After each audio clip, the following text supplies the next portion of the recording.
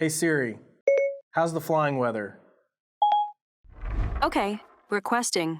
Dallas, 1747 Zulu. Flight rules VFR. Wind 360 degrees 3 knots. Visibility 10 miles. Sky clear. Temperature 5. Dew point -12. Altimeter 3041. Hey, I want to show you how to set up this automation. It's super easy and it's free. It's more fun than anything, but honestly, I find this helpful. You know, in the morning if I'm asking, hey Siri, what's the...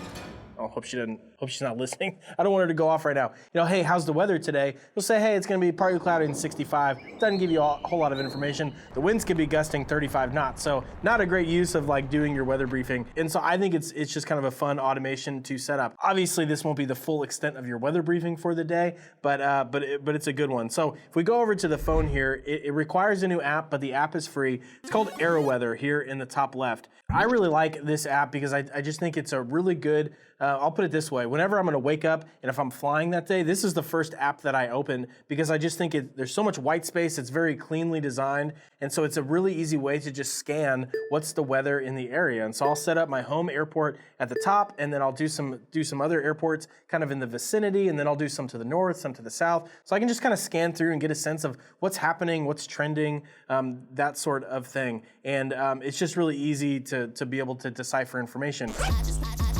Bad boys. Whereas like in ForeFlight, even though I love ForeFlight for nearly everything, pulling this kind of information and just scanning it, I feel like takes a little bit more thought. And so obviously great for doing your deeper dive, but if you wanna look in your recents or your favorites of just kind of, hey, generally what's the flight conditions here, there's a lot of text on here. So when it's 4 a.m. and you're waking up and you're ready to go fly, I'm like not ready for this amount of information. I like the AeroWeather app, but then obviously you do the rest of your flight briefing and research probably in ForeFlight or wherever you're used to doing it. But over in AeroWeather, the way that we set up this automation to have Siri talk to us is you go into the airport that you want. So for example, I have an automation set up here for Addison, so you just click on it. It's gonna give you a lot of information you might not necessarily need, but you can scroll down to the bottom and there's a button there that says Siri phrase. So we can click on Siri, and this is gonna help you set up your shortcut. So when I say, how's the flying weather, but you can adjust this to anything you want. You can get as creative as you want, like, hey Siri, I'll have the gabagool for all the Michael Scott fans out there. Oh,